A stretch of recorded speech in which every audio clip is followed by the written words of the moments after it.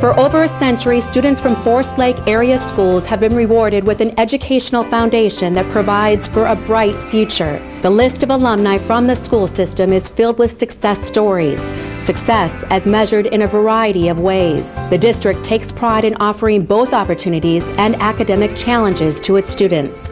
More than 90% of Forest Lake's graduating seniors move on to some type of post-secondary education, whether at a four-year college, technical school, or the military. Many have attended and continue to attend prestigious Ivy League universities such as Harvard, Princeton, Stanford, Columbia, and MIT, or major U.S. military academies such as West Point.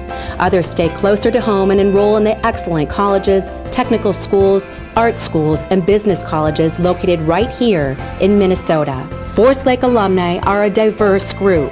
Graduates have gone on to become doctors, lawyers, teachers, scientists, small business owners, military officers, and many have worked in other fascinating vocations.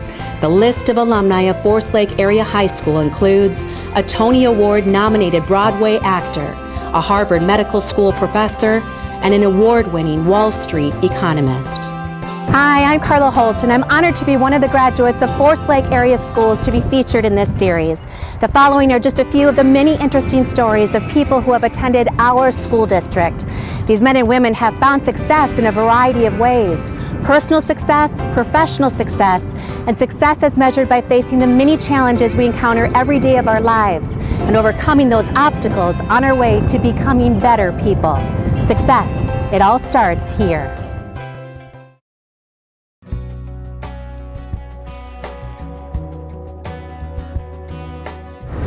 Wow, this is crazy to be back here. This is so cool. Look at that weight room, holy smokes. I hit a few shots from here.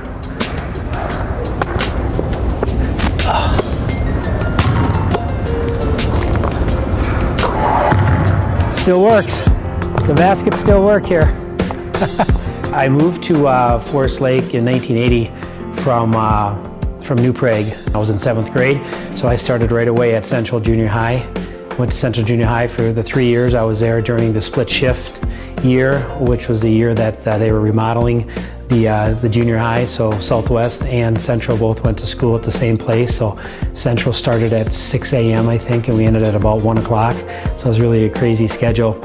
And then I went to Forest Lake High School and graduated from there in 1986. I went to South Dakota State originally out of high school. Spent 2 years there. I went there to play football, and then transferred to St. John's and played football and basketball at St. John's, and eventually graduated in '91 from St. John's. At the junior high level when I was at Central, there were a number of teachers that were very influential, and I still think about some of the things they taught me growing up, some of the learning lessons you have as a 7th, 8th, 9th grader.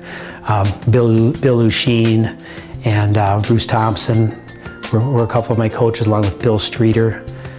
They all had an impact on me. John Schumacher, who was the AD and was my coach in football and basketball as a 9th grader, he was very influential in my life, and still to this day I think about him a lot. In high school, I think some of the things I remember most were my teachers. John Lodiger and Gwen Hansen were two teachers that really stick out, that went above and beyond.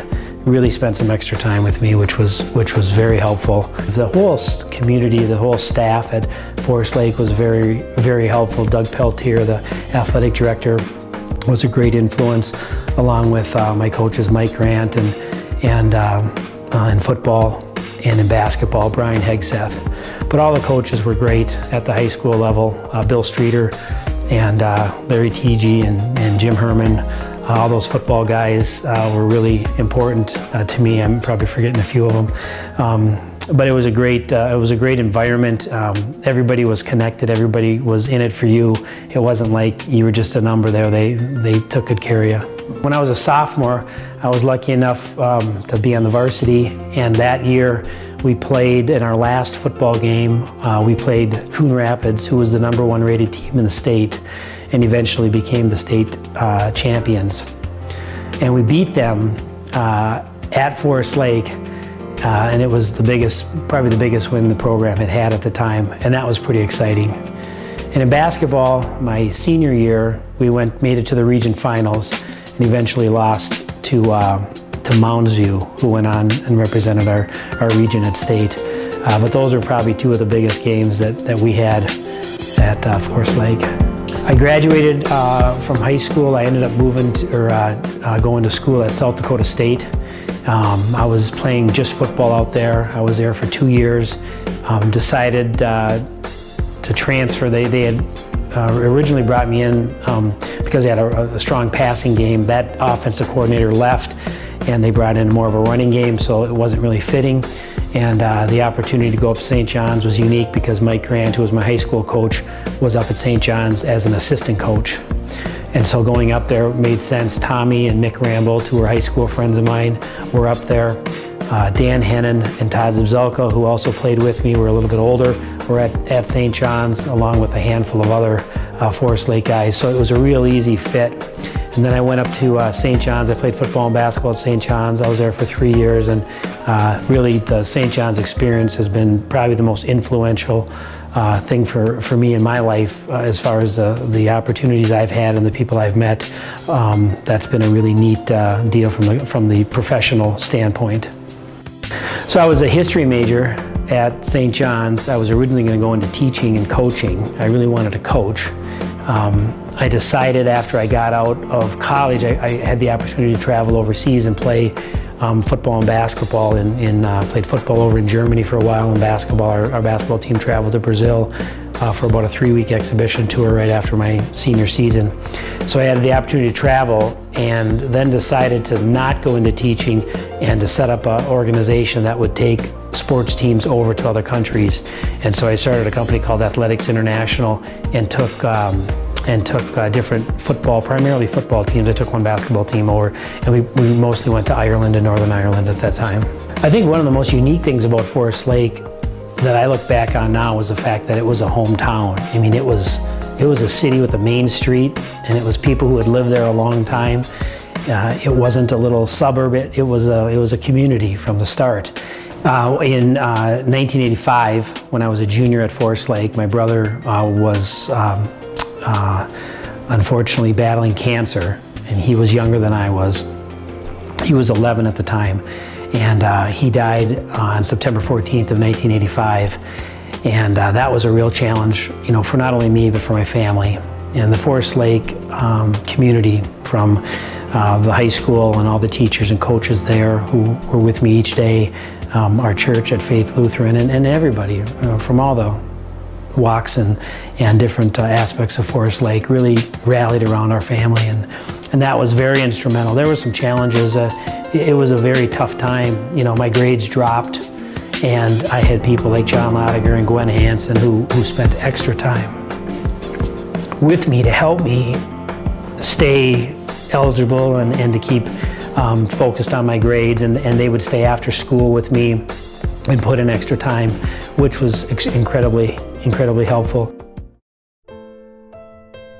Yeah, on June 5th of 2008, I was heading up to Hugo to go to a job site, and I was on Manning Avenue, just north of 96, and a car coming at me at about 60 miles an hour crossed over the center line and hit me head on.